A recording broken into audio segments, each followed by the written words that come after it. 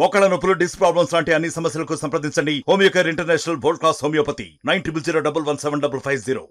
నేనేం మాట్లాడినా పొలిటికలైజ్ అని మాత్రం అనుకోవద్దు. కొన్ని వాస్తవాలు అవతల వాళ్ళకి జీర్ణించుకోవడానికి ఇబ్బందిగా అనిపించిన వాస్తవం ఎప్పటికైనా వాస్తవమే. నేను సుమారుగా హోమ్ మినిస్టర్గా బాధ్యతలు తీసుకొని 12th తర్వాత 14th నాకు వచ్చింది, అనౌన్స్ చేశారు హోమ్ మినిస్టర్ అని. ఆ రోజు నుంచి ఈ రోజు వరకు హార్డ్లీ 12 days. ఈ 12 days నేను అబ్జర్వ్ చేసింది కానీ, నా వరకు వచ్చిన సిచ్యువేషన్స్ కానీ, నాకు వచ్చిన ఫీడ్బ్యాక్ కానీ చూస్తే లాస్ట్ 5 years కూడా పోలీసు వ్యవస్థ కంప్లీట్గా నిర్లక్ష్యం వహించబడింది. కంప్లీట్గా ఏ రోజైనా పోలీసు వాళ్ళని మనం కాపలాలు పెట్టుకోవడానికో లేకపోతే వాళ్ళ చేత పని చేయించుకోవడానికో చూసుకున్నాం తప్పించి, పోలీస్ డిపార్ట్మెంట్కి కావాల్సిన ఇన్ఫ్రాస్ట్రక్చర్ ఉందా, పోలీస్ డిపార్ట్మెంట్ వాళ్ళకి కావాల్సిన ఎమ్యూనిటీస్ మనం ఇస్తున్నామా లేదా, పోలీస్ డిపార్ట్మెంట్ వెల్ఫేర్ మనం చూస్తున్నామా లేదా, అసలు పోలీస్ డిపార్ట్మెంట్కి ఏం కావాలి అని ఏ ఒక్క రోజైనా ఎవరైనా కూర్చొని మాట్లాడే సందర్భం వచ్చి ఉంటుంటే ఈ రోజు మా ఎదురుగా ఎన్ని సమస్యలు ఉండేవి కాదేమో అనిపిస్తుంది. ఈరోజు ఇప్పుడే మేమందరం కూడా డీసీపీ గారు అందరం కలిసి కూర్చునేటప్పుడు కొన్ని ఆసక్తికరమైన విషయాలు అన్నమాట. ఈ రోజుకి నేను లాస్ట్ టైం కూడా చెప్పాను, ఈ రోజుకి కూడా మనకి పోలీస్ అకాడమీ లేదు, గ్రేహౌండ్స్ అకాడమీ లేదు. గ్రేహౌండ్స్ అకాడమీకి సెంట్రల్ గవర్నమెంట్ నుంచి డబ్బులు వచ్చినా కూడా లాస్ట్ 5 years లో కన్స్ట్రక్షన్ చేయకపోవడం వల్ల ఇప్పటికీ కూడా ఎన్హాన్స్మెంట్ కి ఫైల్ వెళ్ళింది తప్ప ఈ రోజుకి గ్రేహౌండ్స్ ఒక అకాడమీ కూడా మనం చేసుకోలేకపోయామంటే ఎంత దుర్భరమైన పరిస్థితిలో ఉన్నాం. అది పక్కన పెట్టండి, ఈవెన్ పోలీస్ అకాడమీ ఇంతకు ముందు మన హైదరాబాద్ లో కంబైన్డ్ ఆంధ్రప్రదేశ్ లో హైదరాబాద్ లో ఉన్న పోలీస్ అకాడమీకి చాలా మంచి పేరు. అది ఎంత మంచి పేరు అంటే డిఫరెంట్ ఏరియాస్ వాళ్ళు అక్కడికి వచ్చి చూసి మోడల్ గా అక్కడ వేరే రాష్ట్రం తీసుకెళ్లే పరిస్థితి ఉండేది. కానీ ఈ రోజు పోలీస్ అకాడమీకి కూడా సెంట్రల్ గవర్నమెంట్ నుంచి ఫండ్ వచ్చినా కూడా స్టేట్ గవర్నమెంట్ వాళ్ళు ఇనిషియేషన్ తీసుకోకపోవడం వల్ల ఈ రోజుకి కూడా ఒక అకాడమీ మనం పెట్టుకోలేకపోయాం. ఈ రోజు పరిస్థితి ఏంటంటే, ఈ రోజు గాంజా కానీ విచ్చలవిడితనం విపరీతంగా పెరిగిపోయింది. నేషనల్ క్రైమ్ రిపోర్ట్స్ నేను కూడా వీళ్ళు అడిగాను, డిపార్ట్మెంట్ వాళ్ళు అడిగాను, national crime reports last 3 years నాకు కావాలి. ఎందుకంటే నేషనల్ క్రైమ్ రిపోర్ట్ ప్రకారం ఉమెన్ మిస్సింగ్ కేసులు కానీ, అదేవిధంగా గాంజాయి కేసులు కానీ, రోడ్ యాక్సిడెంట్స్ విషయంలో కానీ, ఉమెన్ అట్రాసిటీస్ కానీ ఇవన్నీ చూసుకుంటే మనకి టాప్ 3లోనో 4లోనో మనం ఉండే పరిస్థితి ఉండేది. సో అటువంటి సిచ్యువేషన్ నుంచి ఒక మార్పు అనేది తీసుకురావాలి కాబట్టి మనం ఏం చేయాలని ఒక ఉద్దేశంతో ఒక యాక్షన్ ప్లాన్ తయారు చేయడానికి. అట్ ద సేమ్ టైం ఈరోజు పోలీస్ డిపార్ట్మెంట్ కి కొత్త జిల్లాలు ఏర్పడిన తర్వాత ఈ రోజుకి సొంత మన భవనాలు లేవు, ఎస్పీ ఆఫీసెస్ లేవు, వాళ్ళకి కావాల్సిన ఇన్ఫ్రాస్ట్రక్చర్ కూడా ఈ రోజుకి లేదు. మీరు నమ్ముతారా, విశాఖపట్నంలో ఆరిలోవా పోలీస్ స్టేషన్ ఈ రోజుకి కూడా రేకుల షెడ్ కింద చెట్ల కింద నడుస్తుంది. అంటే ఎందుకు ఈ పరిస్థితి ఎందుకు వచ్చింది అంటే, ఎందుకు ఇంత మనం ఫైనాన్షియల్ గా ఇంత ఎందుకు డిఫిషియట్ లో ఉండాల్సి వచ్చింది? ఒకసారి మనందరం కూడా ఆలోచన చేసుకోవాల్సిన అవసరం ఉంది. సెంట్రల్ గవర్నమెంట్ 60% ఫండ్ ఇస్తే, మ్యాచింగ్ గ్రాంట్ కింద స్టేట్ గవర్నమెంట్ 40% ఫండ్ ఇస్తే, వీళ్ళకి సుమారుగా సంవత్సరానికి 50 కోట్లు అంటే 5 సంవత్సరాలకి డిపార్ట్మెంట్ కి 250 కోట్ల రూపాయలు రావాల్సి ఉంది. అంటే 250 కోట్ల రూపాయలు అంటే తక్కువ కాదు కదా. ఈరోజు ఒక కానిస్టేబుల్ కి లేదంటే ఒక హోమ్ గార్డ్ కి మినిమం వాళ్ళకి ఫెసిలిటీస్ కల్పించలేకపోతున్నాం. రోడ్డు మీద నుంచోబెడుతున్నాం, కాపలా పెడుతున్నాం, వాళ్ళు బందోబస్తు పెడుతున్నాం. కనీసం వాళ్ళకి మినిమం ఈవెన్ ఉమెన్ పోలీసులకి కూడా కనీసం మనం మినిమం వాళ్ళకి ఎమ్యూనిటీస్ కల్పించలేకపోతున్నాం. మరి 250 కోట్లు ఈ రోజు ఏమైతే ఎవరు తిన్నది, ఎందుకు రాలేకపోయింది ఈ రోజు వరకు? అంటే నేనేంటంటే పాత గవర్నమెంట్ నేను పిన్ పాయింట్ చేయడం కాదు, చేసి ఉంటే ఈ ప్రాబ్లమ్స్ వచ్చి ఉండేవి కాదు. చెయ్యలేదు కాబట్టి మళ్ళీ మేము జీరో నుంచి మొదలు పెట్టాలి. జీరో నుంచి మొదలు పెట్టాలనుకునేటప్పుడు మాకు కూడా కొంచెం టైం పడుతుంది. అట్ ద సేమ్ టైం మనందరికీ కూడా పోలీస్ వెహికల్స్ గురించి కూడా మాట్లాడుతున్నాం.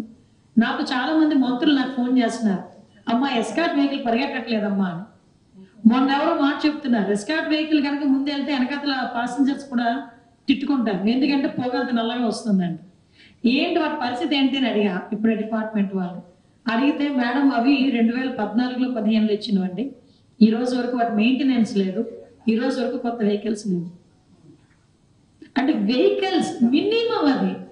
ఇంకా ఆశ్చర్యకరమైన సంఘటన చెప్పనా, ప్రతి పోలీస్ స్టేషన్ కి చంద్రబాబు నాయుడు గారు ముఖ్యమంత్రిగా ఉండేటప్పుడు మినిమం వాళ్ళకి స్టేషనరీ ఖర్చుల కింద మెయింటెనెన్స్ కి 8,000 రూపీస్ ఇచ్చేవాళ్ళు. ఆ 8,000 రూపాయలు కూడా లేదు మన లాస్ట్ 5 years లో. మన పోలీసులు తిట్టుకొని ఏం లాభం చెప్పండి? ఆ 8,000 రూపాయలు అంటే ఈవెన్ పేపర్ పెన్ ఖర్చు కూడా గవర్నమెంట్ ప్రొవైడ్ చేయలేదు అంటే 8,000 రూపీస్ కూడా గవర్నమెంట్ ఆల్రెడీ ఇచ్చింది. 2014లోనే ఇవన్నీ కూడా శాంక్షన్ అయిన పరిస్థితి. ఆ ఇచ్చిన డబ్బులు కూడా వీళ్ళ చేతులకు వెళ్ళలేదు. మీకు తెలుసా, పక్క తెలంగాణ రాష్ట్రంలో ఒక్కొక్క పోలీస్ స్టేషన్ కి 75,000 రూపీస్ వెళ్తుంది. సో ఈ రోజు మనం అంత అమౌంట్ కాదు, మనకున్న ప్రాబ్లమ్స్ బట్టి మనం ఎంతో మినిమం అవి కూడా మనం ప్రొవైడ్ చేయలేకపోతున్నాం. ఈ రోజు సుమారుగా పోలీస్ డిపార్ట్మెంట్ లో మనం రిక్రూట్మెంట్ చేసుకోవాల్సిన అవసరం కూడా ఉంది. లాస్ట్ 5 years ఒక్క కానిస్టేబుల్ పోస్ట్ కూడా లేదు, ఒక హోమ్ గార్డ్ పోస్ట్ కూడా లేదు. సచివాలయంలో పనిచేస్తున్న ఉమెన్ పోలీసులు నాకు 15,000 మంది రిక్రూట్మెంట్ జరగాలి అని ఆ రోజు పోలీస్ డిపార్ట్మెంట్ వాళ్ళు చెప్తే, వాళ్ళు సపరేట్ గా చేయడం ఎందుకు, ఉమెన్ పోలీసులను తీసుకెళ్లి కూర్చోబెట్టండి. ఉమెన్ పోలీస్ ఏంటి అసలు?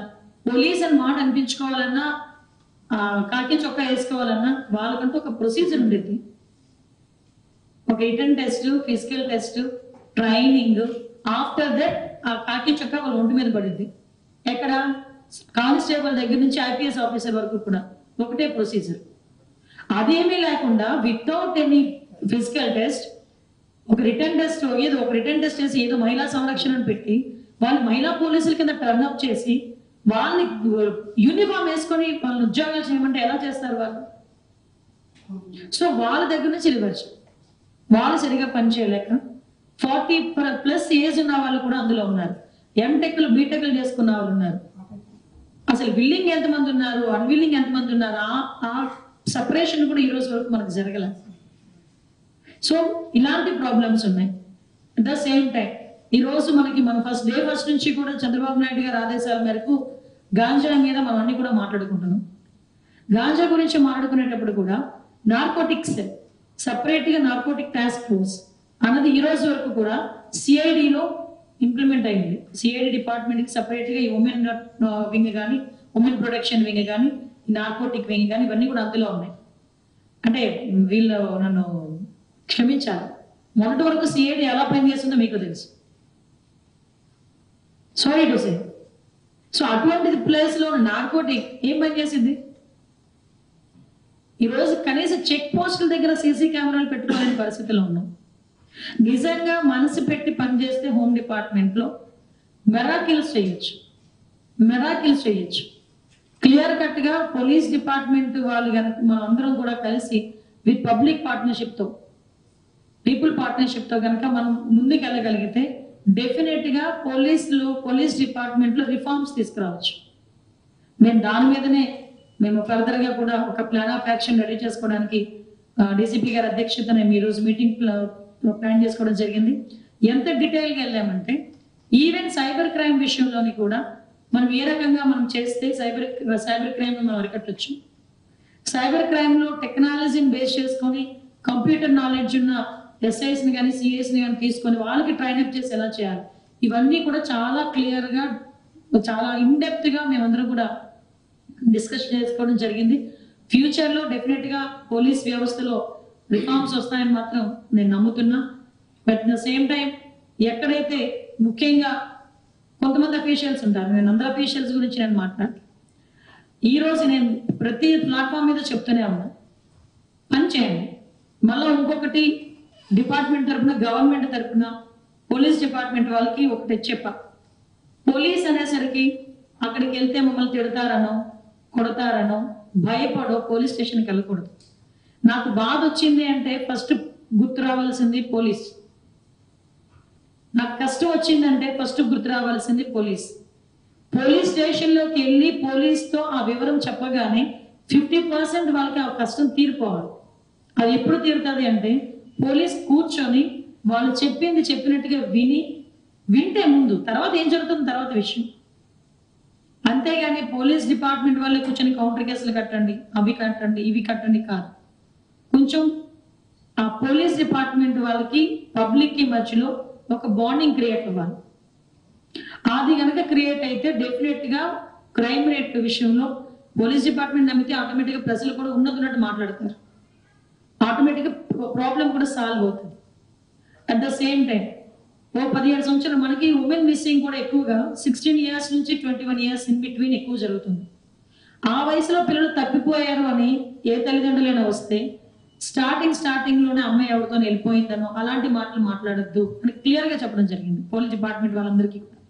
ఎందుకంటే మాక్సిమం చెప్పరు, కానీ ఎందుకంటే ఆ ఏజ్ గ్రూప్ అనేసరికి ఎవరికైనా ఫస్ట్ థాట్ వచ్చేది అలా వచ్చేస్తుంది, కానీ అది తప్పు. ఈ రోజుల్లోని మన చీరాల సంఘటన జరిగిందండి. ఆ అమ్మాయికి అసలు అభోషపం తెలియదు. ఆ అమ్మాయి నేచురల్ కాల్స్ కి రోజు వారు వెళ్ళేటట్టుగానే అక్కడికి వెళ్ళింది. గాంజాయి రాత్రంతా తాగున్నారు, గాంజాయి తీసుకున్నారు. మార్నింగ్ 6 o'clock వచ్చి అమ్మాయిని ఎవరో తెలియదు, అమ్మాయికి కూడా వాళ్ళు ఎవరో తెలియదు, రేప్ అండ్ మర్డర్. సో ఇలాంటి సంఘటనలు కూడా చాలా జరుగుతున్నాయి.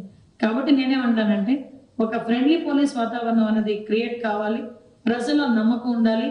5 సంవత్సరాలుగా పోలీస్ అంటే ఒక ముద్ర పడిపోయింది. ఏదో ఆ ప్రతిపక్షాల ఇళ్ల దగ్గర కాపలా కాయడానికో, ప్రతిపక్షాల వాళ్ళని అరెస్ట్ చేయడానికో, ప్రతిపక్షాల మీద భయాందోళనకు గురి చేయడానికో తప్పించి వేరే దానికి ఉపయోగించిన పరిస్థితి కనిపించలేదు. కానీ ఇప్పుడు అలా జరిగే పరిస్థితి లేదు. డెఫినెట్ గా పోలీస్ డిపార్ట్మెంట్ లో రిఫార్మ్స్ అనేవి తీసుకొస్తాం. రాబోయే కాలంలో పూర్తి ఎజెండాతో వీలైతే సెంట్రల్ గవర్నమెంట్ లో ఉన్న మన హోమ్ మినిస్టర్ గారిని కూడా కలిసి, డీసీపీ గారిని అందరం కూడా కలిసి ఎక్కడైతే మనం ఏ రకంగా చేసుకుంటే డిపార్ట్మెంట్ హ్యాపీగా ఉండాలి, ప్రజలు హ్యాపీగా ఉండాలి, ఈ రెండింటిని బ్యాలెన్స్ చేసుకుని ముందుకెళ్తాం అని మాత్రం మేము అందరికీ తెలియజేసుకుంటాం. కొంతమంది విల్లింగ్ ఉన్న వాళ్ళకి నిజంగా మనకు అవసరం అయితే వాళ్ళకి ట్రైన్ అప్ చేయటమా, ఒక టెస్ట్ క్రియేట్ చేయటమా చేయాలి, డెఫినెట్ గా చేయాలి. వాళ్ళకి ట్రైన్ అప్ చేయాలి, లేకపోతే టెస్ట్ మళ్ళీ పెట్టాలి, అవన్నీ ఒక ప్రొసీజర్ ఉంటుంది.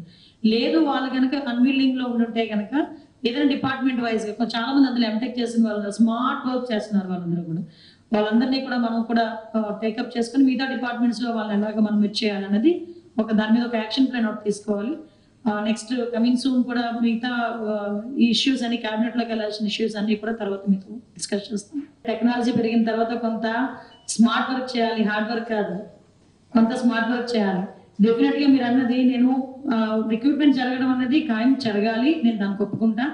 ద సేమ్ టైం కొంత ఉంది. ఇప్పుడు సీసీ క్యామ్స్ ఉన్నాయి. లాస్ట్ టైం మనం ఏం చేసాము, ఎలక్షన్ టైంలో ఎలక్షన్ కమిషన్ మనకి ఎలక్షన్ జరుగుతున్నంతసేపు సీసీ క్యామ్స్ రాని నిన్న అక్కడ ఎక్స్ఎమ్మెల్యేని అరెస్ట్ చేసింది కూడా సీసీ క్యామ్స్ ఫుటేజ్ బేస్ చేసుకునే కదా.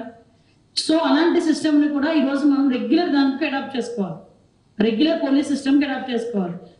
కొంచెం ఇబ్బందికరమైన ప్రదేశాల్లో సీసీ క్యామ్స్ పెట్టుకోవడం, కానీ దాని monitoring control room, already control rooms ఉన్నాయి. కొత్త ఎస్పీ ఆఫీసర్స్ తప్పించి మిగతా వాటన్నిటికీ కూడా కంట్రోల్ రూమ్స్ ఉన్నాయి. కాకపోతే లాస్ట్ 5 సంవత్సరాలు సీసీ క్యామ్స్ పనిచేయడం మానేసినాయి, ఫింగర్ ప్రింట్ స్కాన్ పనిచేయడం మానేసినాయి. అంటే అనకూడదు కానీ అధ్వాన స్థితిలో ఉంది. కానీ దాన్ని మనం చేసుకోవాలి అంతే. ఇంక మనం ఏదో అయిపోయింది దాని గురించి మనం బాధపడే కన్నా అవ్వాల్సిన దాని గురించి దృష్టి పెట్టి చేసుకోవడం అనేది ముఖ్యం. కాబట్టి దాని మీద దృష్టి పెడుతున్నాం. నెక్స్ట్ ఇంకొకటి కూడా నేను డీసీపీ గారి కింద నేను మర్చిపోయాను, కంపల్సరీగా ఒక ఉమెన్ ప్రొటెక్షన్ గురించి, at the same time ganja drugs గురించి లాస్ట్ టైం అనుకున్న ఒక టోల్ ఫ్రీ నెంబర్ కూడా ఇమీడియట్ గా మనం కూడా దానికి రెడీ చేసుకుని స్టేట్ అందరికి ఒకటే టోల్ ఫ్రీ నెంబర్ కూడా మనం చేసుకోవడానికి కూడా రెడీ అవుతున్నాం. రెడ్ బుక్ కక్ష సాధింపు చర్య కాదు, దయచేసి మీరు అది అర్థం చేసుకోండి. రెడ్ బుక్ అన్నది ఎవరైతే లాస్ట్ గవర్నమెంట్ లో పని చేయలేదో సక్రమంగా యాజ్ పర్ రూల్, చాలా క్లియర్ గా ఉండండి, యాజ్ పర్ రూల్ ఎవరైతే వర్క్ చేయలేదో, ఎవరైతే అనవసరంగా అక్రమంగా తెలుగుదేశం పార్టీ కార్యకర్తల మీద కానీ జనసేన బీజేపీ కార్యకర్తల మీద కానీ కేసులు బనాయించారో, ఇబ్బంది పెట్టారో, అది రెడ్ బుక్. కక్ష సాధింపు అన్నది మేము మొదలు పెట్టాలంటే డే ఫస్ట్ నుంచి స్టార్ట్ చేయాలి. మా అవసరం ఉండదు, కార్యకర్తలు బయటకు వచ్చేస్తారు. కానీ ఒక్కటి ఏంటంటే ఎన్డీఏ కార్యకర్తలందరూ కూడా కడుపులో ఎంత వాదున్నా, ఎంత కసున్నా, వాళ్ళు లాఠీ పెట్టి కొట్టిన పోలీసు ఎదురుగా కనిపిస్తున్నా కూడా కేవలం చంద్రబాబు నాయుడు గారి మాట బేస్ చేసుకుని ఆగారు. వాళ్ళు ఇది చేస్తారని నేను చెప్పట్లేదు, కానీ నాయకుడి మాటకి ఆ వాల్యూ ఇచ్చారు. చంద్రబాబు నాయుడు గారు కూడా ఈ రోజు ఏంటంటే రాష్ట్రం అప్పుల పాలైపోయింది. నిన్న మీరు నమ్ముతారా, సిపి ఆఫీస్ తాకట్లో ఉందండి వైజాగ్ లో. నిజం, వైజాగ్ సిపి ఆఫీస్ తాకట్లో ఉంది. ఆ సిపి పరిస్థితి నేనే డబ్బులు కట్టలేదు అనుకోండి, ఏదో ఒక రోజు వచ్చి నోటీస్ అంటిస్తాడు సిపి ఆఫీస్కి. ఎక్కడికి వెళ్ళిపోతాడు సిపి పెట్టుబడి పట్టుకొని? ఈరోజు సిచ్యువేషన్ అంత దారుణంగా ఉంది. ఈ టైంలో ల్యాండ్ కొట్టా, ఈడ్ని కొట్టా, ఆడిని చంపా, ఇన్ని చంపా, అది కాదు అవసరమా? ఇంత 164 సీట్స్ ఇచ్చారంటే చంద్రబాబు నాయుడు గారి మీద ఎంత నమ్మకం లేకపోతే ప్రజలు ఇస్తారు చెప్పండి? ఆ నమ్మకాన్ని నిలబెట్టుకోవడం ముఖ్యమా? సో మాకు కావాల్సింది వాళ్ళు ఒక 2% 3% ఎగిరిపడే వాళ్ళని ఎలాగోలా మేము కూర్చోబెడతాం. ఆ సిస్టమ్ మా దగ్గర ఉంది. మిగతా 90% వాట్ ఎవరి టీం కోరుకున్నారో దాని మీద మేము పనిచేయాలి. నేను ఎగ్జాంపుల్ చెప్పా, అలాంటి మీ నంబరు సెక్యూరిటీ ఆఫీస్ తాకట్లో ఉంది, కలెక్టర్ ఆఫీస్ తాకట్లో ఉంది, సిపి ఆఫీస్ తాకట్లో ఉంది. అలా ఒకసారి రాష్ట్రం మొత్తం డిపార్ట్మెంట్ వాళ్ళు ఒకసారి చెక్ చేసుకుంటే ఎన్ని పోలీస్ స్టేషన్, ఎన్ని సిపి ఆఫీస్ ముందు ఇదైనా ఈ బిల్డింగ్ ఉందో లేదో చూడాలి, ఒకసారి తాకట్లో ఉందో లేదో. నిజమండి, ఒకసారి చెక్ చేసుకోవాలి మనం కూడా ఎప్పటికెప్పుడు. ఇది నిజంగా ఈ ఆఫీస్ చంద్రబాబు నాయుడు గారు కట్టించిన ఆఫీస్. నాకు AP housing corporation, police housing corporation వాళ్ళు వచ్చారు నా దగ్గరికి. ఈ 5 సంవత్సరాల్లో ఇది ఒకటేనండి లాస్ట్ ప్రాజెక్ట్ కట్టింది వాళ్ళు. వాళ్ళకి ఏదైనా కన్స్ట్రక్షన్ ఇస్తే 5% తీసుకొని వాళ్ళు దీనికి వెళ్తారు, జీతాలకు వెళ్తారు. అంటే వాళ్ళు కంప్లీట్ గా 5 సంవత్సరాలు జీతాలు లేకుండా బతికేశారు. నేను కూడా ఏం చెప్తున్నానంటే పబ్లిక్ కి అప్పీల్, ఇలాంటి సిచ్యువేషన్ ఈరోజు రాష్ట్రం ఉంది. దయచేసి ప్రతి ఒక్కరు కూడా అందరికీ కోఆపరేట్ చేయండి. ముఖ్యంగా పోలీస్ డిపార్ట్మెంట్ వాళ్ళకి కూడా కోఆపరేట్ చేయండి. పోలీస్ డిపార్ట్మెంట్ వాళ్ళు కూడా దయచేసి మీకు రాజకీయాలు వద్దు. Do your work, me work మీరు చేయండి. మరిన్ని వీడియోస్ కోసం ఛానల్ ని సబ్స్క్రైబ్ చేయండి. లేటెస్ట్ అప్డేట్స్ కోసం వాట్సాప్ ఛానల్ ని ఫాలో చేయండి. అండ్ లింక్ డిస్క్రిప్షన్ లో ఉంది.